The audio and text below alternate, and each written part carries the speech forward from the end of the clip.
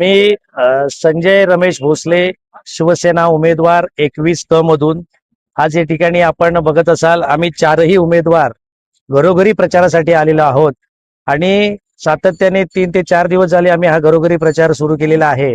रोजच्या रोज अधिकाधिक आमच्याकडे प्रतिसाद मिळत आहे. म्हणजे लोक आवर्जून सोसायटीमधून खाली येऊन आमचं स्वागत करतायत, कोण आरती घेऊन स्वागत करतोय. सगळ्याचा अर्थ सगळ्यांना बदल हवा आहे आणि हे 100% ठरलेलं आहे, लोकांनी ठरवलेलं आहे.